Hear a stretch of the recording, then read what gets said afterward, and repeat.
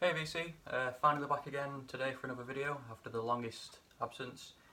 Today's video is going to be a contest entry for Norman Mazzy. If you're aware of my channel, you're obviously aware of his, but I've recently just found his channel and I really enjoy it. And when I've been going back through his videos, I saw that he had this contest up, so I thought I'd enter. I believe he's done it to celebrate hitting 500 subscribers and above. Although I've looked today and he's hit 800, which is ridiculous, but very well deserved. So yeah, he's based this giveaway or contest on the year 1969, which I believe is the year where he was 15. Although to look at him, you wouldn't think that. You look very well for your age, Norman. But yeah, the first question up, he wants us to answer or show an album that you think everyone should own, and for that I've chosen the seminal, the fantastic, the brilliant debut by Joy Division, Unknown Pleasures. One of my absolute favourite albums of all time. What can you say about it that's not been said? Not much. It's just absolutely fantastic stuff. Post-punk, Ian Curtis, Peter Hook, Bernard Sumner and Stephen Morris were a fantastic group, and I think that individually they were very underrated, particularly the drummer Stephen Morris, who I think is honestly one of the best drummers of all time. There's a YouTube clip of them performing Transmission live, and the speed at which he hits the drums, you can barely even see the drumsticks. But yeah, absolutely amazing. You know, what standout tracks off this album, they're all absolutely brilliant, but Interzone, Shadow Play, Disorder, just absolutely amazing post-punk, and it's an album that I think everyone and their mother should own in their collection.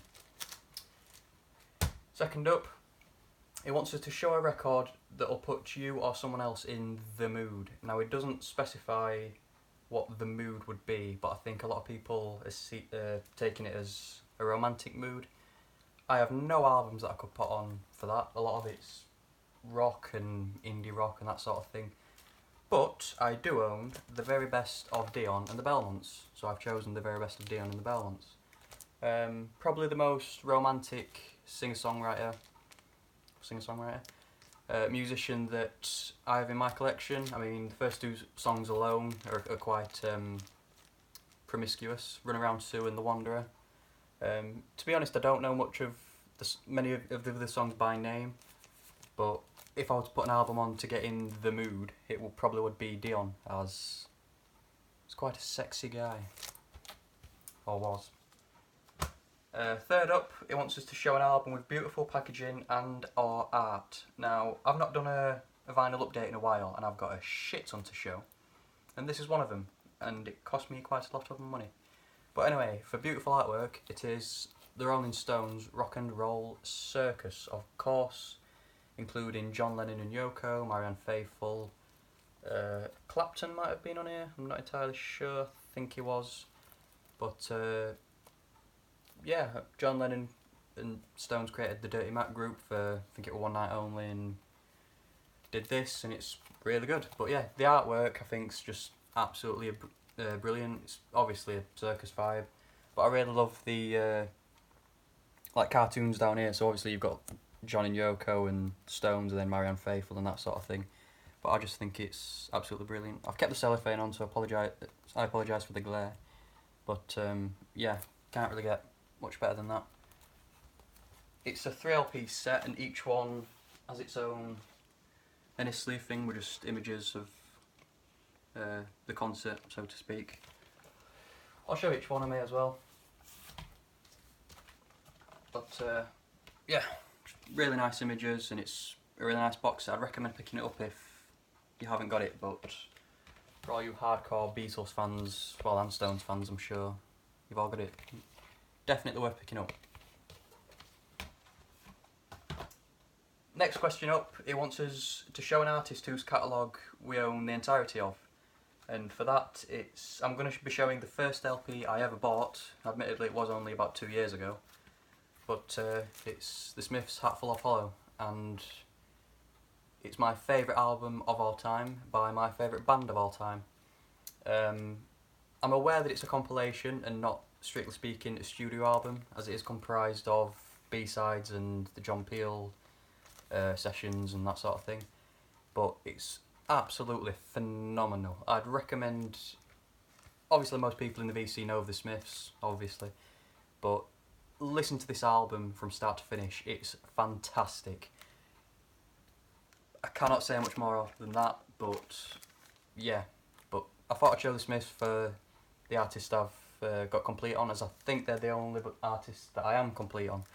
I'm close to doing that with the Beatles, but I'm not yet there, so the Smiths. The final two questions are obviously in relation to 1969, which is the theme of the contest.